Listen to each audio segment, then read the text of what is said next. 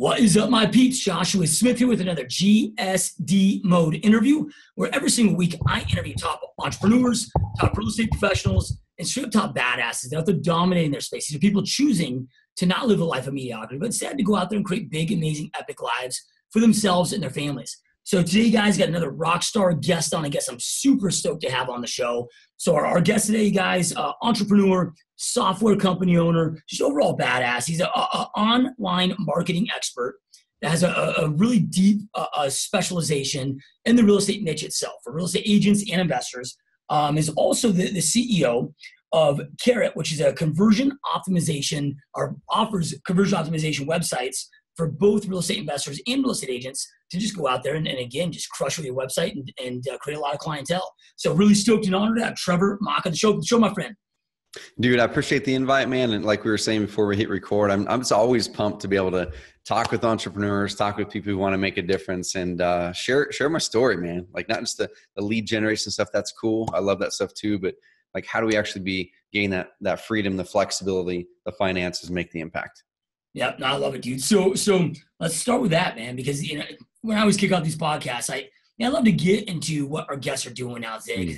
That's fun, right? It's where the journey led, which is where the payoff is, which is always awesome to talk about. But man, I love the journey, dude. Yeah, right? The journey is the best part of all of this, right? And so I'm always intrigued of what was your journey that led here? If you were on those clocks, and maybe that's high school, college, or whatever. What was your journey into entrepreneurship, and that led you to where you are right now? Yeah. So to give people some context, so I live in a small town in Oregon called Roseburg, about 25,000 people. We'll kind of circle back to that here in a bit, why we're in a small town instead of a bigger one. I've got 20 some odd employees at Carrot, full-time employees. We have thousands of customers. That sets the stage. A beautiful family, three kids, 3, 5, and 7. But now let's reverse back. All right. So my parents were people who they became entrepreneurs when I was young. They weren't always, but kind of out of necessity.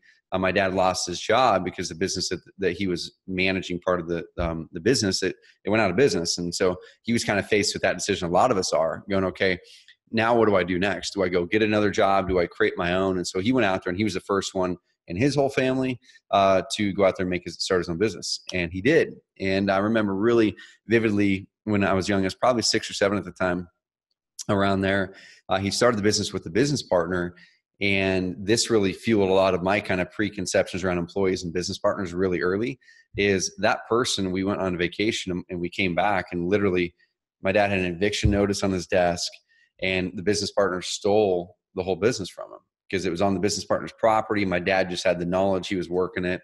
And so my dad could have given up in that moment. But then he's like, you know what? I'm just going to go start another business literally 2 blocks down the road, competing against this guy and crush him. And delivered just an amazing experience. So that kind of is what molded me early on, that you can go out there and take control, and you can go out there, and even if things are hard, it doesn't mean you give up. So that really molded things early on. Bought my first rental property as a real estate investor when I was in college. That was a big mindset shift, dude, where you have those limiting beliefs. Now you've got those limiting beliefs that are holding you back. And one of mine was, shoot, I'm 21 years old.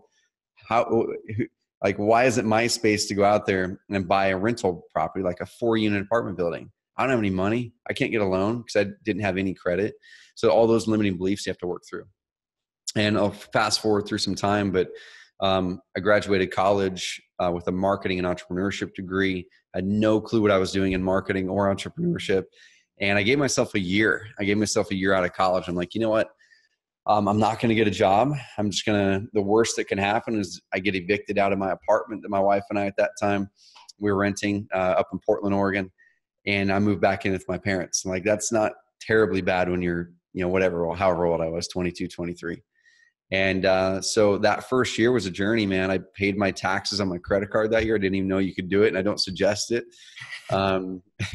I set up my business wrong, so paid too much in taxes. I didn't know how to get business, and I had to make some massive, massive mindset shifts that next 3 years that led into really growing as an entrepreneur and running a business that does multiple 7 figures a year now. Yeah, we can go into some of those shifts if you want. Yeah, no, I love it, dude. So just kind of a follow-up question, because there's, you know, I mean, you've been doing this now for you know, well, I guess it's what, 4 years of what you're doing now. Mm-hmm. But when you first started out, man, I mean, I'm guessing you didn't just during that year off when you tried entrepreneurship, just start a software company, you know, right? So like, I mean, we were running, like, what were you doing? Were you running marketing for other people, or like kind of like as a consultant, or like what were those first hustles, man? Yeah, totally. So I'm 36 right now, turned 36 last week. So between that time and today, that's, what is that? Probably like 12 years, 14 years, something like that. Not good at the math quick like that. But so the first year or two out of college, literally, man, like I was trying to do marketing consulting. So I was doing some marketing stuff for a mortgage company in 2006 and 2007, and then like leading into 2008. So you can imagine how some of that ended up at the end of that trail.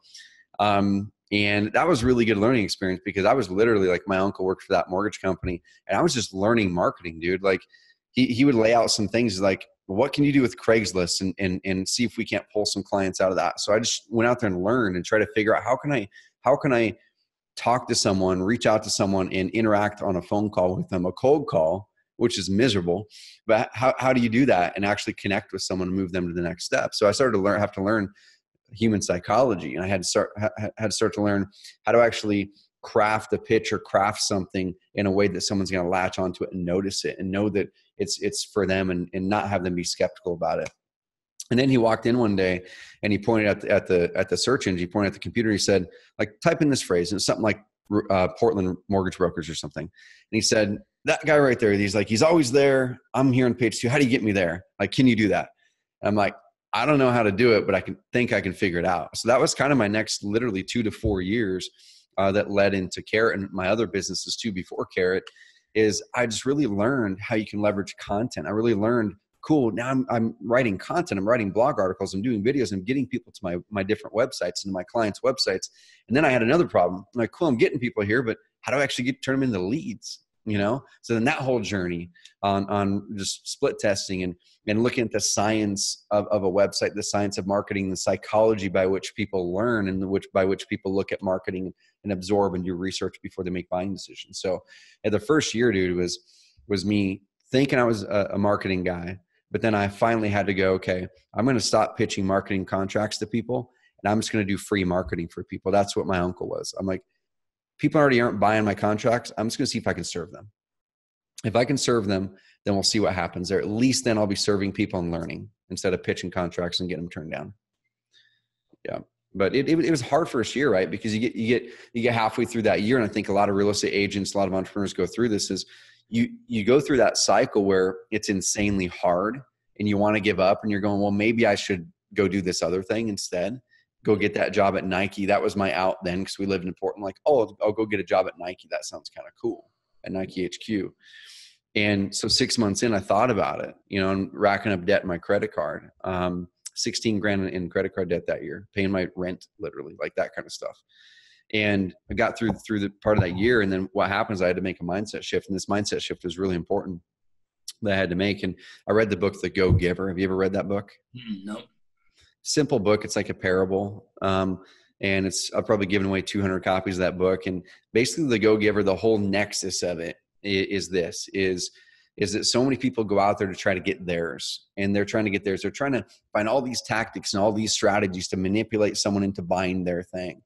But they said, when you do it the other one, you try to help someone get theirs instead. Like, you're trying to help the other person get theirs, and you do it oftentimes without asking for anything in return. For some reason, the universe, like, it conspires to help you out.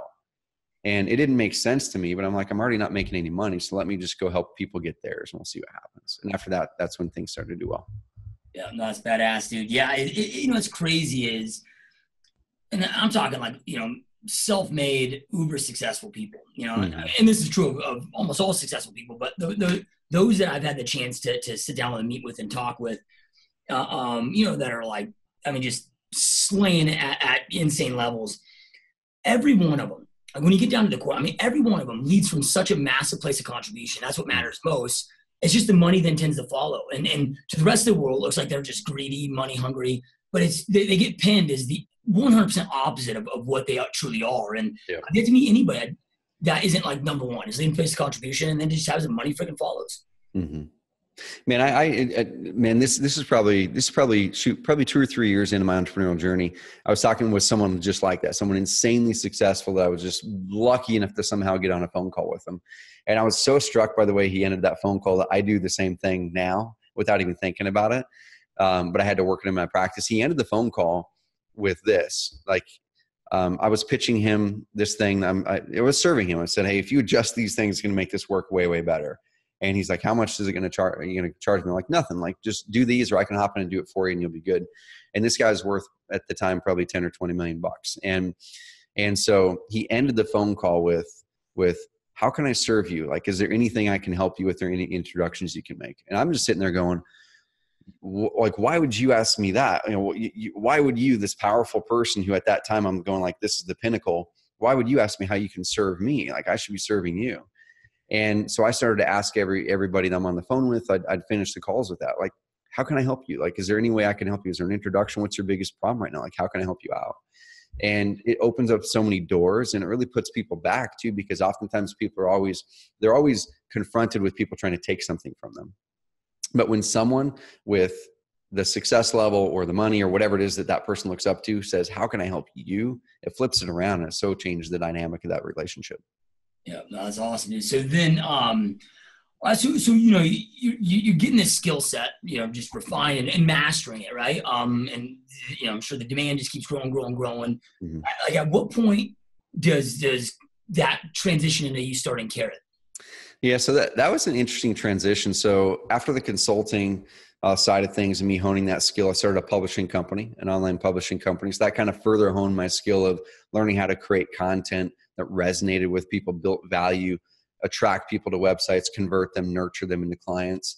And right around then, man, like this is 2011, 2012. We had our first daughter, 2010, McKinley, and then our boy, Colton, born in 2012. And I was late 20s making, you know, low six figures a year, which is quite a bit for a person in my friend set in their late 20s. And from the outside in, I think all my friends saw me, hey, he's traveling, he gets to work from home, like all these things. And like, I had the dream, right? And dude, at that time in my life, I wasn't wanting to wake up to do the work that I had set in the morning. Like, I literally would lay in bed until 9, 10 o'clock in the morning, not pumped up about my day. I created the darn business. Like, I created the job that I hated. And I think so many of us, we become entrepreneurs because we want the freedom. We want the flexibility, you know, finances and impact come later, but we want the freedom and flexibility. And dude, I was more trapped in my own company than I ever would have been, I think, in a job. And so that was kind of the nexus of what turned into Carrot. Was 2012. I read another book called The Pumpkin Plan, and it's like the simplest concept in the world, but I needed to hear it at the time, because when you start to have some success, and then when you're not passionate or find mission in your work, purpose in your work, what happens is we start to do a bunch of stuff. You know, we go, okay, well, I can do that, and I'm going to take money and put that there, and I'm going to try this opportunity, I'm going to do that. And you think being a serial entrepreneur is this amazing thing that we should have a badge of honor, right? And for me, at that time, I thought it was cool, but then looking back, even a year or two after that period of my life, I'm like, man, I was drowning in opportunity. I heard a quote years ago that most companies don't die of starvation, they die of indigestion. And that's what was happening to me. You know, I had opportunity everywhere. I bought into a software company called Call Loop at the very start of the company, text message marketing business. And I bought into this other software company in the early stages of it. And I had the publishing company, I had my real estate, and I had this consulting stuff on the side. Then on the side over there, I had these websites that I was hosting for people, about 100 different people. And all that was miserable. And during that next year, I read the Pumpkin Plan, and I'm like, okay, page 16 is all you need to read in that book. Like, you can go to Google the Pumpkin Plan PDF, chapter 1. That's one of my favorite books in the world, Josh. I've read 16 pages of it, and I shut the book. I'm like, that's all I needed. And it changed my life at that time. And all it said was, you know, the world's kind of greatest pumpkins, those big pumpkins, were grown from farmers, and it walked through the process, and it had a parallel to business. And one of the processes was the right seed, of course, need to be planted to grow the big pumpkins. But next, they would go through and start trimming off all of the leaves on that vine. And then they go, okay, now there's 5 or 6 pumpkins on that vine. These 3 are looking like they're growing bigger than the other ones. Let me chop off all the other pumpkins that aren't those 3. And then they'd make sure all the leaves are chopped off, all the extra pumpkins are chopped off, except for those 3. And then they'd eventually find one of those 3 that looks like it's got the most promise. They'd chop off the other 2, ruthlessly make sure everything was chopped off and water the heck out of it. And that's how they grow these massive pumpkins. And so many of us have this vine with 20 pumpkins on it and all these leaves on it. We're watering the heck out of it, wondering why we haven't hit what we wanted to hit as entrepreneurs. The revenue, the time, the lifestyle, the freedom, the flexibility. And so I went through, dude, and I just, that next 2-3 months, I ruthlessly trimmed. I sold my shares in one of the companies, the software companies. I still have one today, and it's blowing up now 7 years later. But it's doing really well there, and it's not Carrot. It's the Call Loop and Sales Message company. I parted ways with my publishing company, sold out to my business partner, sold some of my rental properties that were a pain in the butt for me, got rid of my consulting clients but one. And then I had this one thing that was hanging on there. It was like these 80 to 100 websites on my hosting account that over the years, people kept on coming to me, mainly real estate investors and some agents, saying, you're really good at this, generating leads for sellers and buyers and tenants. Can you help me? And so I had my web guy in 2010 make a WordPress template. I'm like, just take this, guys, and just run with it, you know? And they would, but then nine out of 10 didn't know how to put it on a server. So then I'm like, okay, well, like, just pay me $50 one time or $10 a month. I'll put it on my reseller account, you know? And then they did, and it worked. But then it was a pain in the butt for me, because what happens? Someone's paying you $10 a month. They expect support. It was like the most miserable business model in the world. And so that was the one last thing as I was going through that whole period. And a friend of mine died at 32, 3 kids in his backyard. Literally 3 kids in his backyard on a Sunday. They were talking about retirement, him and his wife. And Nick didn't make it home for dinner that night. He had a brain aneurysm. And during that, he died on the spot. And during that whole time that year, like, all this stuff was compiling. And then I'm like, let me just see if I can focus on one thing for a year, just one thing for a year, and do it the best I can possibly do it. And I tried to figure out what that darn one thing was. And it ended up being the thing that I was trying to get rid of, which was these websites. You know, I'm like, I'm either just going to hack it off and tell everyone, hey, take your files and go put them somewhere, I'm sorry, or something bigger, and something bigger hit. And I saw this massive problem in small business in general, which was the first 10 years, 2002 through 2012, the whole call to arms for small business was, you got to get online. Wix, Weebly, Squarespace, your local mom and pop web development shops, everything popped up. The problem now, though, is everyone's online, but people aren't cutting through that clutter. You know, how do you actually cut through the clutter now? How do you actually get performance and ROI from your website? And that's when that whole bigger vision came. The Carrot name came. We started the company. We said we can nail it in the real estate investor space because there's a gap there. We did. And now more online leads other than any other platform in the world in the real estate investor space come through Carrot. By far, well over 2 million leads in the past 24 months. Yeah, no, that's awesome, dude. So then let's talk about Carrot, you know, right? I mean, all of our, I don't want to say all of our, but the vast majority of our listener base are real estate agents. Mm-hmm. Yeah, we have a decent chunk of investors, and a lot of our you know, agents are investors as well. But you know, the vast majority of our listener base are real estate agents in their real estate businesses. And I know you guys do both. You know, kind of walk us through like what is it? You know, we know that the website conversion what led to there, but like, what is it that you guys do right now as far as Carrot? Like, I mean, what's the main focus that you guys do? And whether you want to go the agent side or the investor side, I'm sure it's kind of the same. But yep, you know, like, what is that focus? Yeah, it's and they're very similar, the agent and investor side, as far as how we deliver. And the first thing I'm going to do is I'm going to tell you guys what we're terrible at. Okay, one thing we're not good at right now is, and we probably won't be. You guys are amazing at this, Josh, but like making that property search experience amazing, capturing leads through the property search and all that stuff. That's not what we focus on. What we're really, really good at is the skill set that I built over the years is how do you create content? How do you get it in front of people in Google and other advertising spaces? How do you convert them at a high rate? Then how do you make that content be something that builds momentum in your lead flow over time? And so here's what we do. Here's an example. I mean, this right here is the biggest problem that I see with real estate, the real estate agent market is when a market's up, everyone and their dog wants to become an agent and investor. Everybody, your Aunt Sally, like everyone has an Aunt Sally and an Uncle Joe who's a real estate agent right now in this market. And so what you need to do is like all agents offer essentially the same thing with a couple tweaks, right? You might have a flat fee listing or you might have this or that, but you're still offering, I'm going to help you sell a house or property. I'm going to help you buy a house or property. or rent one. Like that's the essential thing we're doing. The commission structure might change in there, and your USP might change a little bit. But that's this essential offer.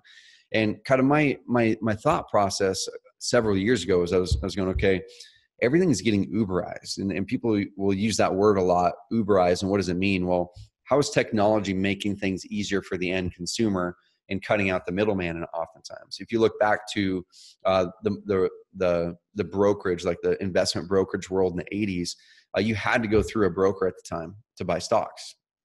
You had to. Then all of a sudden, Charles Schwab, those things come online. I can buy stocks directly. Those brokers got cut out of the middle, and they had to specialize or get out of business now. They had to either go, okay, I'm going to specialize. I'm going to be a certified financial planner, and whatever. You start to see all these certifications pop up. There's basically glorified brokers. The other ones left the business. And I see the same thing happening over the next 10 years in the real estate agent side of things, especially as the home buying process gets Uberized by a Zillow or Realtor.com or whatever it is, where people are already going through and using those tools to do a lot of property searches. And then they'll fill in the gaps with their favorite local real estate agent website that has a good property search. And how do you differentiate when everyone offers the same properties essentially on the MLS? How do you differentiate when everyone offers the same essential service? I can help you buy or sell a house. It's basically your content expertise on it. And so if I'm a real estate agent here in Roseburg, Oregon, we have 2 amazing rivers that run through town, and I want to buy a house on the river. I want to work with someone who's a river expert. I want to work, even if my Aunt Marge is an agent and she's not a river expert, it's a big purchase to buy a house on the river. And I want to work with someone who's done that many, many times. So what we do is we help people craft a content plan, leverage our tools, or I'll even give you guys some steps you guys can use with any tools. It doesn't matter. That helps you join the conversation online that your prospects are already typing when they're researching their buy process, their sell process. You're getting your content in front of them. You're now wrapping them into your ecosystem.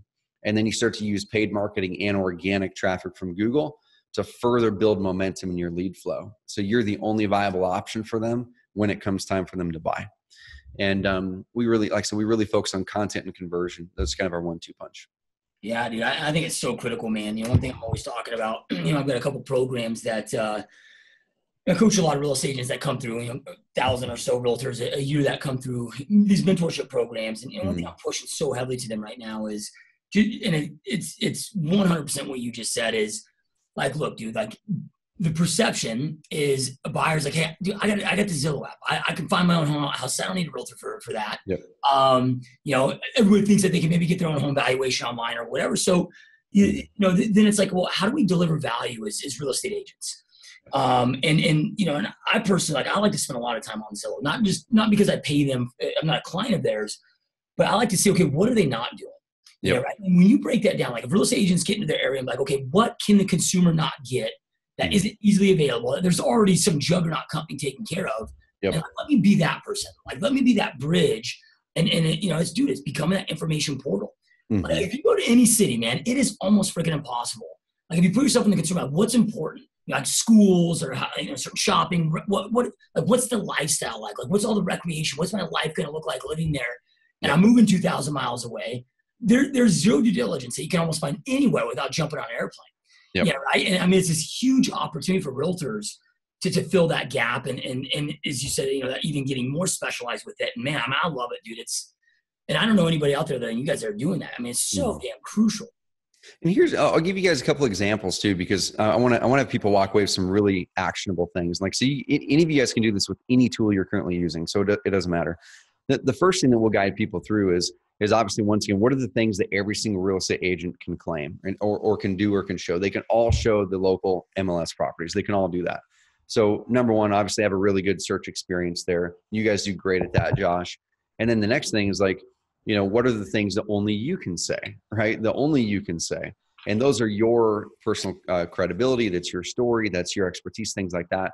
And then what are the things that other people can say, but you can niche down and claim as your own? And so the first step that we have people do is go, okay, what are your niches? Are you a river home expert? Are you like one of the clients here? They're a agriculture expert in addition to residential, but they nail the agriculture and commercial side. So you create your 1, 2, 3 niches there, and you go, okay, I'm gonna make sure that I'm owning these, and that people are insanely aware that I'm an expert in these things. So I'm gonna go with the river home example. Okay.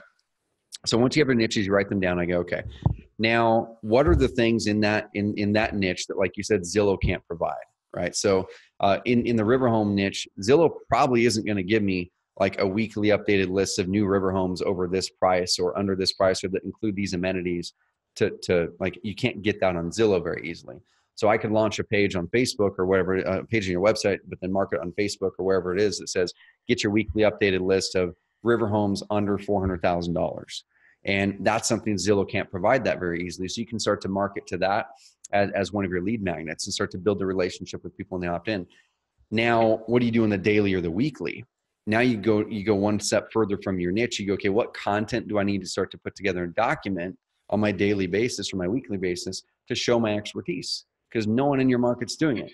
So I'm a real estate agent. I'm going to be out there at a river property showing it. I take out my cell phone, and what are the main problems, objections, whatever hinge points, the tripping up points that someone would go through if they're buying a river home or selling one?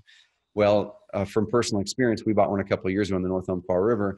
The water, like, is it going to come out of the river? Is it coming out of a well? What's it look like? What's your filtration system look like? That's something that you need to create content in, because no one in your market is doing that. It's your water rights. It's your flood. Are you in the flood zone? What does that mean? There's all kinds of different things. And so I'm out there as a real estate agent. I'd take out my phone and say, hey, this is Mark. I'm out here on a river, on the house on the North Umpqua River. And there's 5 things you need to really look at when you're looking to buy a house in the North Umpqua River. One of them is your water system. I'm going to do a short series walking you through the things you need to do, And then you go show them a water system. You show, here's an example here. And then all of a sudden on your website and your Facebook, your YouTube, you've got a whole section on river home content. And now if I come across that, there's no way I'm not going to work with you, because it's a big financial decision versus my Aunt Marge. And the cool thing is, once you start to create that content, here's 2 tips that people can use to make that content have more legs for you, and do it all in under 10 minutes a week. That's all we're talking about, is under 10 minutes a week. Is you use that 3 to 5 minute video that you took out and you filmed. And why I say 3 to 5 minutes, attention span, but also for Google organic, Google doesn't really know what's inside of that video. You have to yank the words out of the video to make it so it can rank well in Google, right? So a 3 to 5 minute video equals about a 500 to 800 word article. People speak on average 120 to 160 words a minute. And so you transcribe that video through a system like rev.com, rev.com, $1 a minute. You transcribe that video. So that's going to cost you $3 to $5.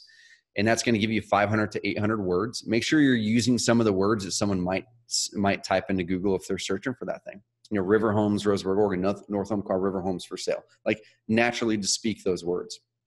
You take that video, obviously get it into YouTube. You take that video, upload it into Facebook, okay, so people can see that thing. But then you also take that video and then you put it on your blog, and you put that transcription right below the video, and you make a good title for it. You know, buying a North Umpqua river home dash 5 water system tips, something like that. Okay, so now you've got that same piece of content, took you 3 to 5 minutes to create. It's in 3 different spots. You optimize it for the phrases someone might type in. And now what happens is that's going to start to rank. If you go to Google right now and type like buying farmland in Roseburg, Oregon, or other phrases like that, the number 1 result on that page, above land and farm, above land watch, above Zillow, is a blog post from a 3 minute and 23 second video that Danny, a real estate agent, shot on a cell phone, and he recorded and he put the transcription below that. And he's getting leads, and he's got multiple listings from that, because he's starting to dominate buying farmland in Roseburg, Oregon with 3 minute, 23 second piece of content. You create one of those a week. That's how you build momentum with content. Is now you have 52 new pieces of content every week. It only took you less than 10 minutes to do it. And that whole process is what we simplify. We have a tool where you create the darn video, and then you literally just take the YouTube URL and you paste it in our system, and our system makes the blog post for you. Makes the whole thing. It goes out, gets the words, yanks it back, formats a blog post for you, and that's our system called Video Post. Last tip there is, if you're doing Facebook marketing, you take those pieces of content and you retarget those pieces of content back to people from that landed on your website. So you retarget them back a content piece that drives toward your series. You retarget them back a testimonial video from a client that was happy working with you. You retarget them back a video that shows you guys just having fun and your personality. It could be you love mountain biking and you happen to finish a mountain bike ride, and you talk for 35 seconds, and it shows the core values you guys have. So Yeah. wrap them into your ecosystem of content. Yeah, I love it, dude. So then, quick question for you. I mean, you talked about uploading those videos to YouTube, and this is something, and this is just a personal question I have, because it's something I'm struggling with, but like I feel, all right, so let's just say like this podcast, for example, upload it to YouTube, and then, I embed it in the website, do all of that. But I can only retarget them with a Facebook ad if they go to my website. So, and like YouTube, I mean, it's good, man. I mean, we got millions of views on YouTube, but it's like, I mean, are you competing almost against yourself and then minimizing the strategy to retarget? Like, I'm always sitting there thinking, well, maybe we just put like the top 3-minute snippet on YouTube and then try to, click this link, drive them back, like get everybody to the website so you can retarget them. Yep. Is there like special call to actions that you might do on YouTube to get everybody to your site so then that you can retarget them? Yeah, I mean, I think it really depends on where your audience is lying, right? So if you're going after river homes as an example, most of your audience is probably going to be, over 45. They're not hanging out on YouTube. A lot of the YouTube audience is that below 40 audience. And so for me anyway, this is just for me. For me, when I put a video up on YouTube, that's mainly, in this context as a real estate agent, let's say. For my business, I put it on YouTube because I want to build an audience there because my customers are there. But in the real estate agent context, I'm going to upload it to YouTube and title it something that might be searched because YouTube is the number 2 most used search engine in the world by a certain segment of the world, of course. And I don't care. Like I'm going to put your call to action at the bottom of the video, and I'm going to link back to my website anyway. So if I'm not going to take a snippet and put it there, I'll take snippets and put them on Instagram. I'll take snippets and put them on Instagram, throw them over there. I'll take snippets and put them on Facebook, like that longer video. If you have a 20-minute video, I might chop it up into a few different snippets and then drive them back to my website. But for me, my strategy is my website's always my hub. I'm going to use that for building long-term momentum because over time, let's say you do those 1 post a week and you start to get them ranked like that one I mentioned to you, that buying farmland in Roseburg, Oregon, ranked number 1 in Google, has been for like a year. Let's say you got 40 of those posts or 30 of those posts over that year that are ranked in the top 3 in Google for all these phrases that your buyers and sellers in your market are typing in. Roseburg Hue Crest homes for sale or things like that. All of a sudden you start to control and you join the conversation everywhere your prospects are. They click those, you go back to your website. Now you're retargeting them back on Facebook.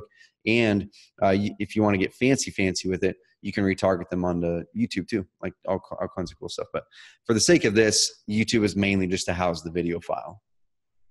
Yeah, just to have a spot for it. So another question in that kind of same on the same topic of, do you find? I mean, I feel like it does, but I have no data or like proof to back it up. I just feel like it does. It feels and it seems like it's gotten results. But again, I don't have anything to compare it to. But put it on YouTube and then embedding that link on your website for the video. And then, of course, like you said, transcribe and have the article. Does having the video embed on your website help with the SEO of your own personal website? Yeah, I mean, Google's put out like a lot of different indicators saying that they really do like to have robust content that engages people on there. And they made a note years back that video can help with that. They haven't like officially said if you put a YouTube video on here, you're going to get a better chance of ranking there. But the whole thing is like, are you engaging people on the webpage? Are they staying longer? Does it look like they're getting the value on there? And as long as your video is good value, it's good content. It doesn't have to be professionally produced. It just has to be good content. The longer someone stays on a web page, the better Google thinks the web page is because it's useful. So that's the main thing is video does help someone stay longer on a web page. Yeah, love it, dude. And then and you talked about this before you started Carrot, like early on in your career of, okay, man, I'm good at getting all these eyeballs on the page, but how do we convert them into a client? So you got all this amazing content. You're getting people there. I mean, the information's there. How does that then move them to, opting in where you can further the relationship, try to get them to become a client? Yep. There's a few things, man. So we've done tons and tons, almost 1,000 split tests over the past, way before Carrot too. So let's say the past 5-6 years, ran 1,000 split tests and all kinds of things, mainly in the real estate investor space, but it's all human psychology. So what works here, the same framework will probably work for selling a financial planner service, right? With some adjustments of copy and things like that. But the main things I see the biggest mistakes are right away when someone lands on your homepage, you shouldn't present them with just this amazingly big picture, your mug on there, and then a few words that says your name and I'm cool. Like, you need to have some sort of very clear call to action right there that doesn't require someone to scroll down. And ideally, it's the number one call to action. That's the next step that you want them to take. We're working with the number one agent in Brentwood, California. I was looking at her website this morning, and she sells a lot of homes, and she does get leads and action through her old website. But her, what we call the hero section, that first part up the top, had a beautiful picture, her on it too, and then words, no call to action. Like, you had to actually scroll down the page to do anything, to do a property search or to do anything. So that's number one. Number two is put a clear call to action on every page. That's a big mistake we see people making too, especially on the cell phone. When we're navigating through on cell phones, and buyers in a big way use cell phones predominantly to do their searches, whether it's Facebook or they're just flipping through there at 8:30 at night, on Zillow and Realtor.com on your own website, they're on their cell phone. And if you're requiring someone to go back to a home page or to go to back to the top of the page or whatever to get your contact info or for a call to action, you're going to be losing leads because people get busy. And we always want to make sure at the bottom of the page and the top of the page, and if it's a lot of copy in the middle too, you tell them what to do next. So every single page needs to have a call to action, ID at the top and the bottom. Number three on the conversion side of things is this is something we started testing quite a bit 2 years ago, as we were really studying and identifying what is the process by which a house seller or a house buyer or whatever it is makes a decision. Like, how do we make decisions? And I put this graphic up on our blog a couple of years ago that I made, just walking through what I call inside the mind of a motivated house seller or whatever, but it applies to buying TVs too. It doesn't matter. And the first thing that happens is we're problem aware, right? We're problem aware. We have to be aware that we have a problem before our marketing message, our website, our postcard, our whatever it is connects with them. So for a person who's looking to list their house, their problem is they want to upgrade their house, or they want to sell it while the market's hot, or whatever their problem is, why it triggered them to want to buy or sell a house. At that point, as soon as they recognize that they have a problem, now they're going to start being perceptive to marketing messages. Now they're going to start going to Google and doing some searches. Now their ears are going to perk up when they're in a conversation at the Chamber of Commerce and this person's mentioning selling their house and this person mentioned that real estate agent they worked with that crushed it.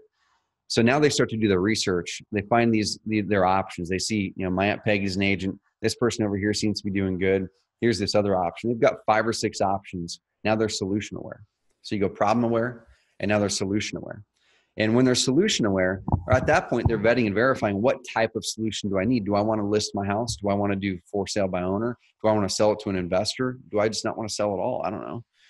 And this is where the biggest opportunity is I see in the next 5 years for real estate agents is real estate agents do a great job on problem aware and solution aware marketing. That's like, hey, list your house. Hey, this, hey, that. Those people that do great at that, but haven't figured out the next step. And then last resort, a lot of these people are going, well, I'm just going to compete on price now. Is they're not nailing the vetting and verifying phase. So you go problem aware, then I'm solution aware. At the solution aware phase, okay, how does it work? What do the fees look like? Da, da, da, da. And now vetting and verifying, I switch my mindset and I go, who do I want to work with? Who is it that I want to work with? I've got 3 or 4 people. At that point, that's where your content comes into play. And that's where structure of your website comes into play. So this is the third conversion piece I want to toss at people, but I want to walk through the psychology of that decision. And so your website, we tested a lot of different things over the years, use heat maps, use all kinds of technology through millions of leads. And basically we found that when we can take the navigation bar, that thing at the top, when we can take the navigation bar and order it in the exact way that someone wants to make a decision, we were able to guide them on the process better and turn it into more leads. And also not just more leads, those leads were more apt to actually work with our clients when they opted in versus if they also opted into another person's because their website didn't do a good job of pre-selling. So as an example, in the real estate investor space, most people have like a home link in their navigation bar up in the upper left. And then it's just a random smattering of whatever they think they need to put in there because this person's website had that and it's just a random smattering. So what we tested is we looked at the heat maps. We looked at people were clicking way down here a lot. And we're like, whoa, why are they clicking that so much? What if we move up the page? They must want to see that.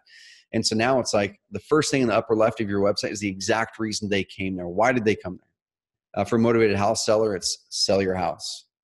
Get an offer. So the top left navigation is always the exact thing they came there for. Get an offer on your house. Cool. You click that. That's the landing page.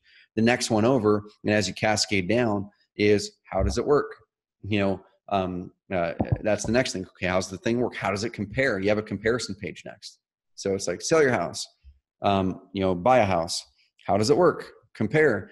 And then you might have FAQ in there, but around that time, you also want to start to deliver your case studies and testimonials. So that alone increased the performance on all of our websites by a really, really good margin, just by guiding people through the exact sales process. Last is when someone's digging in on your website, let's say that they don't want to convert, they don't want to opt in on that hero section, your free report there, or to search a property and opt in. That's where your content's so big. That's where your content's a big deal, because if they don't have something else to latch onto on your website other than a picture of you and a property search, then they're going to leave and they're going to go somewhere else where they can latch onto content that answers their questions. And so make sure you have some of those videos. Make sure you have a series of content, whether it's video or written. I suggest video, that starts to engage them into you. And that massively increases credibility and performance on your website. There's 1,000 other things I could toss at you guys, like the way your forms should be structured, how many form fields on average convert better than the next, what should actually be on your buttons. We did one test, Josh, that we duplicated across a couple dozen websites. We changed literally 5 words in the webpage and doubled their leads. 5 words. And it was the words in the button, in the opt-in button. That was it. Yeah.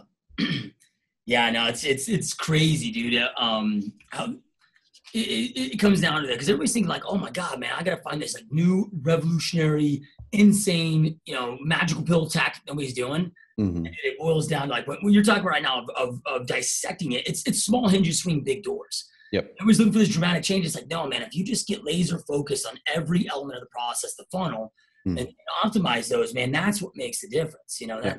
It's unfortunately most, I shouldn't say most, but a lot of real estate agents just don't grasp it, right? Yeah. And really focus. I want people to really focus on that vetting and verifying phase of the decision. Because like I said, most people are nailing the problem where they're doing pretty good at the solution, where they're educating people what we do and how we're a little bit different. But hardly anyone right now, and this is the time when you need to do it in a cluttered market, you've got to differentiate yourself. That in that vetting and verifying phase, the people are going, who do I want to work with? Who's credible? Who's actually going to probably deliver on what I'm needing to be delivered on? And who do I just want to hang out with?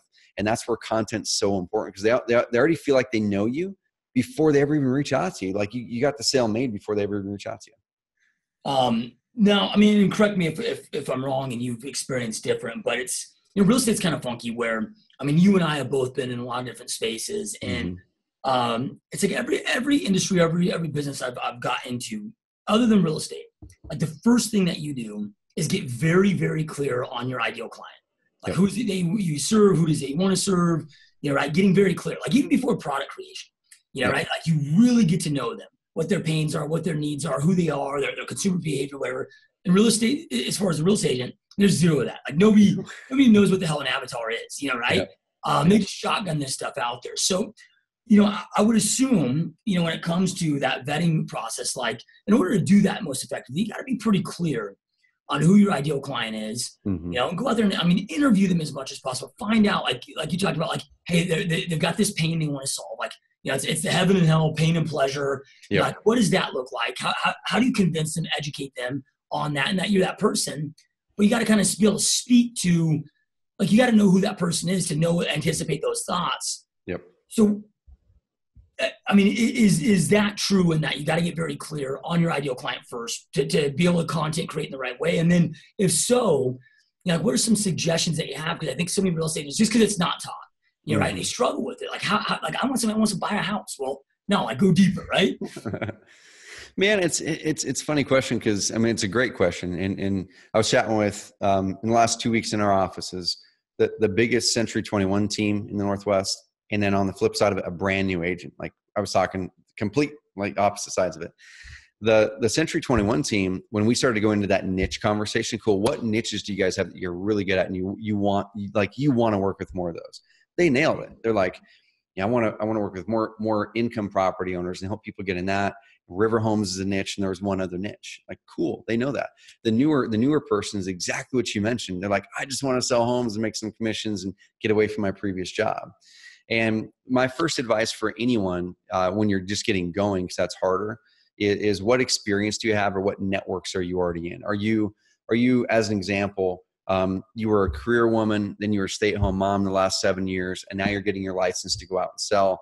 But you have an amazing network of women from your church and people that like to do these types of things. Cool. It doesn't mean you have to only sell to those people or work with those people, but you could be the person who is the Christian, whatever it is, and make it very clear that you're catering towards Christian women and their families, and you're going to help them have a great buying experience. Or the flip side of it, let's say you're a guy and you've been lifting weights all your life, you've been a personal trainer, and and now and you love the outdoor lifestyle, and now you want to really start to sell real estate. Cool. I would play that up. I want to connect with other people who have active lifestyles, who want to live in areas that enable an active lifestyle. And I'm going to start talking about that all the time. So I would start there. What are your past experiences? What are your current networks in a big way?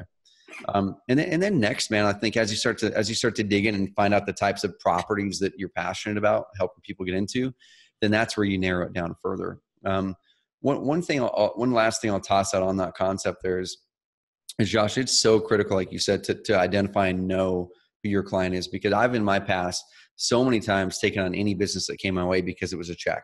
It gave me a check, and that's the fastest way to grow a business to make you miserable. It's like the fastest way to grow a business to make you miserable. And my rule of thumb today is I want to have a client that I can sit down and have a beer with and hang out, and I will enjoy it. And then I start to go, okay, what is that client? And that's such a good exercise for everyone. If you like beer, if you like wine, if you don't like that at all, but you love working out, what is that activity that's in your leisure? I would love to work with clients that I could sit down and do X with. What type of person and what are their traits? Write that down and go after more of them. Yeah. And then the opposite, right? Like I refuse to work with 1, 2, 3, 4. Yeah. Right. Exactly. And in real estate, like some people are like, well, I mean, it doesn't have to be necessarily, I don't want people to think it's got to be like age specific or gender specific, but it could be like, hey, like I know for me, for example, I'm in Phoenix, Arizona, and I mean, it's either like you're in your 30s, young family, like, it's like, going out there and growing their family, or you're a retiree, senior citizen in one of the active adult 55 over retirement communities. Yep. Yeah, right. And dude, I totally shine away from those, right? I mean, the house prices are good, the money's good, but it's like, look, they don't.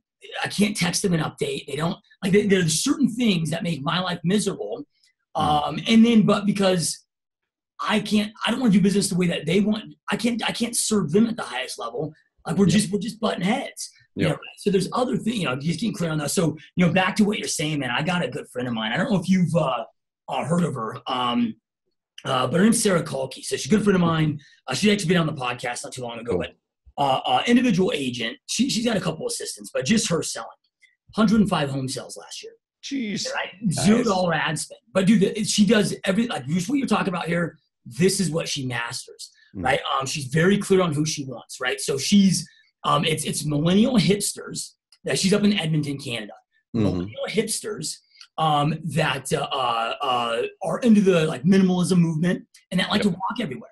So like her website, everything, dude, it's about those two things. She's got one that's walkable Edmonton. It has nothing to do with real estate, right? But it's just a huge following and tribe. And it's just about the coolest places to walk and what you can do and how you can get around the city. But she gets their involvement, like people, like they're doing contests, like posting certain things. And then the whole minimalism, like the downgrading, they should junk the shit, right? She has contests, whatever. And dude, she netted $800,000 last year without right? That's awesome. Dude, she's like, right? But she's clear on who she wants, right? And she's doing the approach like you talked about, man. She's becoming, that information portal and developing relationships without being that freaking douchey realtor that nobody likes. I mean, it's so insanely effective. And dude, one thing I want to just highlight that everyone make sure that they listen to what you said there is way at the beginning of this podcast, I mentioned the word momentum. Momentum's big for me in life, in business, and lead generation, the whole thing. Way too many entrepreneurs, but also real estate investors and agents, they do a lot of marketing that doesn't build momentum. It's very transactional. It's I put out this thing and I get this thing back. It's a 1-to-1 or 1-to-1.5 or 1-to-2 relationship. With what you're talking about, that client is doing, it starts off slower, right? I mean, at the beginning, you're doing it. You're going like, why am I doing this? I'm not getting the result. This guy over here said he launched a Facebook ad and he got XYZ leads back immediately. I'm just going to do that stuff. It's more immediate. But the thing is, that stuff could change on a dime. Facebook changed a policy that pillar's gone now or got cut in half. If Google changes the policy, what happened there, right? But if you're building content and expertise and relationships and you're digging really deep and you're diving deep on a topic that you're going to master, momentum picks up massively. 6 months, 8 months, 12 months, 14 months in, 24 months in, you look back and go, and everyone looks at you, go, how did that he or her just come onto the market and just like take it over by storm? Well, it wasn't. It took 12 months, it took 8 months, it took 24 months, and it built massive momentum. What they're noticing is the momentum that everyone knows about it, or that your message is in front of so many people now because it has had time to sink in. Or the last thing is way too many people are someone who does something and quits way too soon. You don't have time to build momentum. You don't have time to build in other people's eyes that this person's for real and they're sticking around. So the person that does stick around, they stand out by nature of the fact that most people don't stick around and consistently deliver something week in, week out. Yeah. Well, what I dig about all this is it's all, I mean, it's not just, I mean, you have to call to actions and it's great for lead gen, but what I find is, I mean, lead gen is nobody's issue per se. I mean, for real estate, at least it's their inability to convert leads into appointments that becomes a problem. It's because they have the shittiest follow-up protocols on the planet. Right? Or it's just like, hey, check in and give me questions on homes. Nobody's gonna have a question on how, like, figure this out in their home. What I love about what you're talking about is, hey, maybe because I do a lot of Facebook ads and then I'll run, hey, click here to see all pool homes for sale. Right? And they opt in and it's cheap leads. Right. But the average Facebook lead is 6.7 months out from wanting to get face-to-face with a real estate agent. So the secret is, or the goal is, or the key, what are you going to do between now, opt-in, and that 7-month gap until they're ready to get them thinking about you and say, hey, when I'm ready, I'm thinking of, Joshua Smith or whatever. And it's that content that you're talking about that you can feed them to, but then that is not bullshit content. You're saying open rates are so low. Well, no shit. Like, people are just like the dumbest crap. There's no thought process into it. So I love it because you can repurpose it for lead gen, lead follow-up, and create so much power, dude. The business is more fun too, and like I'll kind of leave this last comment on that because I talk about stuff like all day long. Is at the end of the day, everything we've talked about, you guys can go execute all part of it. None of it's your choice. It's your choice to go out there and execute whatever you need to execute in your business. But we need to be having fun in our businesses. We spend so much time working. One of our core values, I'm looking at our poster across the board, is have fun and be different. Like, we need to have fun and structure your marketing so it's fun for you. Like, I could do so many things here at Carrot, and we could do direct mail. I could be doing, talks all around the country, whatever it is. Like I said, this is the exact way I want to structure my business and my work life.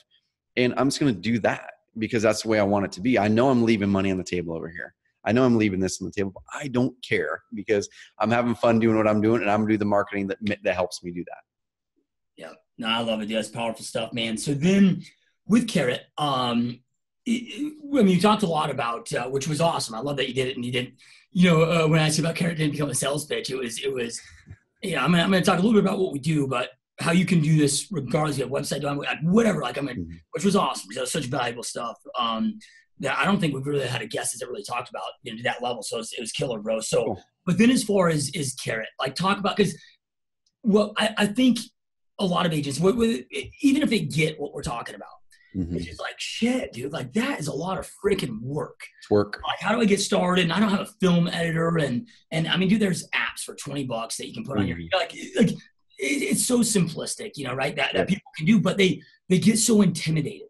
But by the time and the technology. So you kind of talk to us about that and how Carrot maybe solves them or assists them with that and really, makes us where it isn't maybe that perception of complication that they have in their head.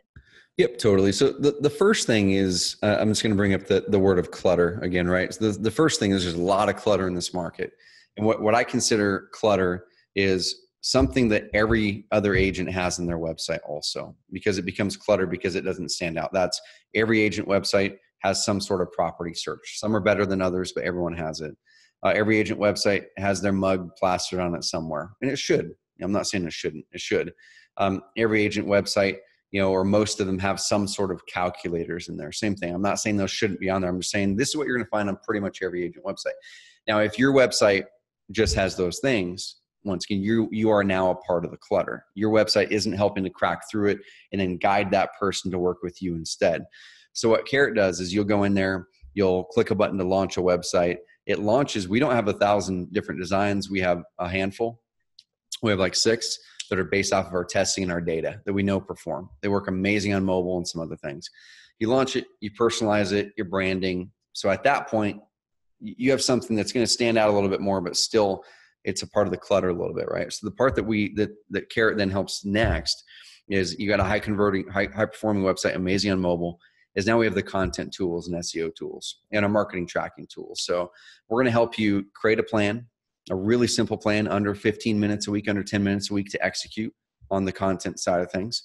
And then you'll be able to take out your cell phone. Literally, we suggest start with cell phone and do one piece of content a week. Like, everyone can do that. The thing is, you're already making content. I think a lot of people have that. They have that limiting belief that, I don't have time to write. Cool. You are already creating so much content right now. You're just not documenting it. Every single time you go to a river home, or every single time you do this, or whatever it is, you're driving this young couple that's a first-time home buyer. Take out that darn phone. Like, hey, we're driving to the first home. We've got Mark and Alice back here in the back. There is their very first property they've ever looked at. Let's document the journey. Like, you're creating a lot of content. So then our tool helps you turn that content into written blog posts way easier. And then it helps you track the results of everything that you're doing. You can create tracking links for all of your paid marketing inside of our system, so you can tell exactly which ad in Facebook or exactly which ad on Google AdWords is actually producing the revenue for you. And then on the SEO side of things, search engine optimization is what we really focus on. If you search sell my house fast, insert any city in the country, more Carrot sites control the top 5 rankings in Google than any other website system in the world for motivated house sellers in any city in the country. And it's because of the way that our system's set up for SEO. So then from there, you just create that one piece of content a week. We help you dial in the visual of your website, get your branding, get it all beautiful, get your credibility in there. And then we help you map out your plan for your paid marketing to amplify your content. And that's it. So the setup of it is probably a half a day if you're going to do the work yourself, or you can hire us to do the setup, dial in your branding. And then next, the content, like I said, let's say all in, you're really slow with doing the stuff. Let's say it's a half hour a week. Yeah. And if you have a budget, like you mentioned, Facebook ads is amazing. So there's the 2 parts of that: driving them to your landing pages that are niched down for your niches. And then after that is amplifying it with content. So your landing page and amplifying it with your content. But yeah, it's under 30 minutes a week if you want to go the easy route. If you want to go just crazy with it and you're wanting to like really focus on SEO and build backlinks and all that crazy stuff, might be a few hours a week.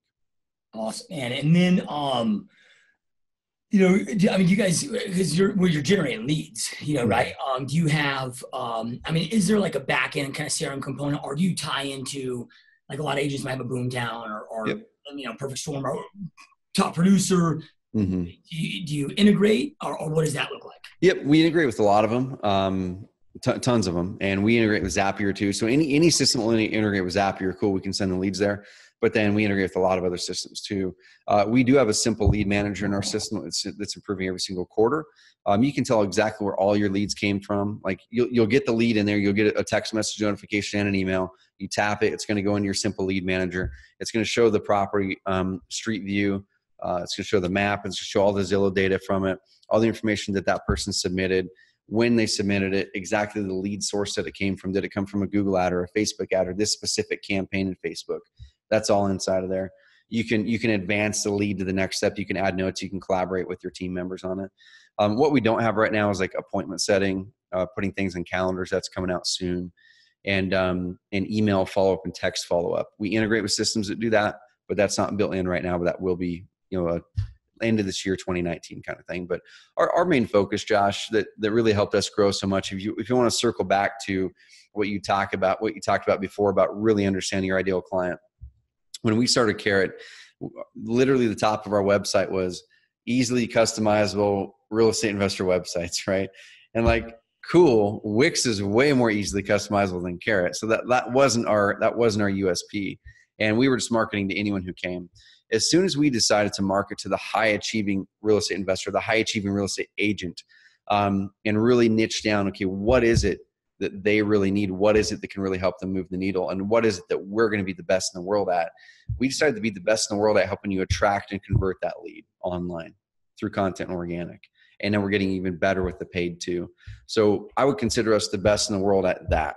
If you want to nail content marketing and organic and conversion, we're insanely great at that. Once the lead comes in, there's other tools that are way better than us. Yeah, no, I love it, man. That's badass, dude. So then, do you have, because in real estate, I mean, you got individual agents and then teams, become a big thing. I mean, is there like team platforms, or I mean, I don't even know if there's really a need for a team. Maybe they just have the one team platform. And yeah, I mean, we're working through that stuff right now. So we're 4.5 years into this business, have 4,000 plus active clients, and in Agent Carrot as a product is less than a year old right now. So we're kind of honestly feeling our way through working really hands-on with these clients. I mean, I'm insanely hands-on. I had phone calls today with some of our agent clients, helping them dial some things in. So we're going to be figuring out what do teams need, what do brokerages need, and building those out. But right now, a lot of those are honestly, man, they're custom solutions that we're building out for some of these brokerages, because we're going, okay, let's figure out what the brokerages need the most. And it's all hands on us building custom stuff for them right now. Yep. It's fun. And hard. Then, what's that? I said it's hard. Like, we're in product development mode again. It's hard, but it's fun. Yeah. Well, and it is tough too. Well, goes back to the pumpkin plan, right? Yep. Yeah, I mean, we have, and we really encourage, all of our clients to always be suggesting features. Mm-hmm. I mean, we have, the longest, you probably have the same, all these, feature lists, and it's like, oh my God, like, you might have 200 things, and like, all this shit's amazing. Yeah. You can only, build out so much at a time and see what works, and it tweaks. And so it definitely is a process, man. I love it though, dude. So then, all right, man. So if, I mean, it sounds epic to me, dude. Like, I don't know why anybody wouldn't take advantage of this, and I'm in alignment with you of, like, this is the path we have to go. It went from, like, real estate used to be like, you had to be the expert. Like, you really had to know. And part of that was, we were the only way for them to get, the data. There wasn't an IDX, right? That existed, but it's almost reversing time, where, like, you've got to be that local expert. Like, if you don't know where to get the best damn cheeseburger in your area, like, dude, like, I mean, you got to be that hardcore. And we got away from that for a couple of decades, or at least a decade. But we're going back to that. So the importance, I think, is more so than ever before. So that being said, dude, where do people go if they want to check out more about it or register? Like, where's the best place to do that? Yeah, just go to oncarrot.com, oncarrot.com. We've got a ton of content over there. We've got my podcast, The Carrot Cast, where we talk a lot about our methodology, but also the entrepreneurial journey, man. It's like, that's before we hit record, that's what I'm passionate about, is how do we unlock and unleash you guys as entrepreneurs. And if you're going to be a real estate agent, if you're going to be a real estate investor, if you're going to sell toilets, I don't care. I just want to see you go out there and grow something that gives you that freedom, the flexibility, finances, hopefully, so you can make that impact. Because it's like, us as entrepreneurs are the people that are going to change our communities. And I want to help unleash you guys, so you guys don't have to worry about the technical issues as much. Yeah, love it. So is the freedom, how do you define freedom, man? I mean, is it not working, or is it the ability to do what you love when you love it? This right here. So if anyone, I don't know if they're going to see the video of this, but if you're going to watch the video version of this podcast, in my office here, so I've got an 8,000 square foot entrepreneur co-workspace that started in 2010 here. Part of our team's here, the rest of our team's remote. But this canvas back there, that is it for me. It says the ultimate goal as an entrepreneur isn't money. It's complete control over your time. That to me is freedom. That to me is freedom. Money helps you buy time, but also I've been on the other side of it, Josh, where I tons of money and it trapped me. And so this right here is more of a mindset. And this right here also, this is just being transparent. This is why I went so all in this one marketing method, knowing there were other marketing methods that also worked. Is I was going, okay, what ones build momentum and give me consistency and predictability? Because consistency and predictability give you freedom, flexibility. Okay, you can't have freedom and flexibility. You can have the finances part of that equation. You can have the finances and you can make an impact, but you can't have freedom and flexibility without consistency and predictability in your lead flow in your business. I've been in business models where I had a bunch of money. I was making some impact, probably not as much as I could, but it was a boom and bust cycle. I'd cash $114,000 in checks this month, and then 7 the next, and then 93, then 14. And at the end of the year, your taxable income looks pretty darn good, but every single month you're like chewing your fingernails off because you're going, I don't know where I'm getting my money this month, so I got to hustle and do it. You don't take vacations during that time. Or when you do, you're thinking about work all the time. And so you have to have consistent, predictable lead flow. And you do it with momentum building activities like content, like SEO, and amplifying it with paid marketing. Yep. Love it, dude. Love it, man. Couldn't agree more, dude. So one last thing, as we wrap up here, those that are here that are watching and listening, they're here because they want to go out there and create an epic, amazing life for themselves and their family, just like you've been able to go out there and do. And I know you've covered so much. You've given so many amazing pieces of advice already. But is there anything else, something that maybe we didn't talk about, or anything else that you would like to leave them with, word of inspiration or whatever that you feel that they should hear in order to go out there and create their own amazing epic life? Yep, dude. So we've talked, like you said, we've talked about a lot of stuff, and you have a lot of amazing episodes, and people teach all kinds of great things in there. The problem that we all have now is what should I actually do? You're right. Like, we can get so busy and so caught up in the weeds of things that we're doing all these things that zap our energy, that aren't guiding our business or our lives in the way that we want. And during that time, Josh, in that 2011, 2012 period, when I was miserable and I was going through my own transition, I had money, but I was not happy. I was miserable, and I parted ways with all that stuff. I'm going to give people this one bit of advice that this can change your life if you do it. At that time, I was going, okay, I don't really care about the money anymore. I just want to find work that I'm happy with, that fulfills me, that I can make an impact with. And the big question that someone asked me is, they said, what's your unique ability, or what are your unique abilities? I didn't know. Like, I'm sure a lot of people have heard that. What's your superpower? What's your unique ability? And this one question I want you to ask yourself and think about it all the time is I was stewing over it. And I joined a coaching program for it. And like, it just seems so easy that I should know what this is. One person told me, and this is some of the worst advice I had ever received, because I took it a hook, line, and sinker for years, was the things that people pay you a lot for and say that you're really good at, that's your unique ability and that's what you should do. So I did that. That made me miserable. I got paid really well to do things that zapped my energy that I hated. Okay. And that was like this false thing that sucked me down it further. The flip side of it, and this is what changed my life, your unique abilities are the things that give you more energy when you're done doing them than when you started. Your unique abilities are the things that give you more energy when you're done doing them than when you started. As soon as I did that, I created this process I call the energy audit. I do it every single quarter. I'll give you guys the download for it. No opt-in required, nothing. Like, I'll give you the URL. I just want everyone to use it because it changed my life. I still use it with my team. And just go to are you cool if I give them the URL? Like, there's no opt-in, man. oncarrot.com/energy. So oncarrot.com/energy. Get it. No download, no opt-in required. And every single quarter, do this one exercise. And I walk through the process on there.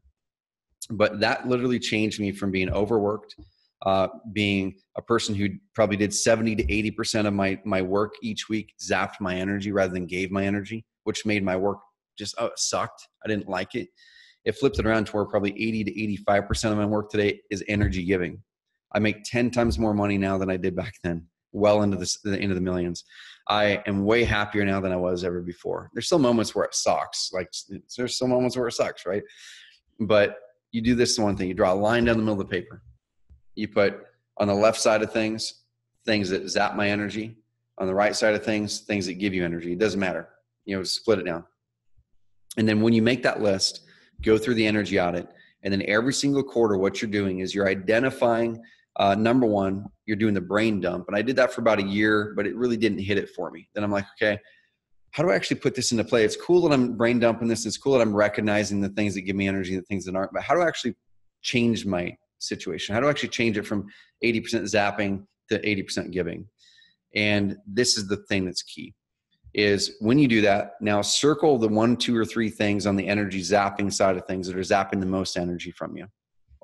Then write up on an average week how many hours you're spending on each one of those. So let's just use an example that you've got 2 of them. You write 7 hours and 7 hours. Those are killing me right now. But I do them because people pay me good money, or they actually create revenue, and I can't stop doing them, right? It's just falsehood. If I stop doing that, I'm going to be broke. That makes me money. I hate it though, but I got to keep doing it. That's 14 hours of stuff you hate to do that zaps your energy, zaps your life, makes you not like your work as much as you could. You take that, that's your mission the first part of the quarter, is to outsource that or hire it out or give yourself permission to stop doing it. Left side of the things that give you energy, circle one of those that you're not currently doing or not currently doing as much.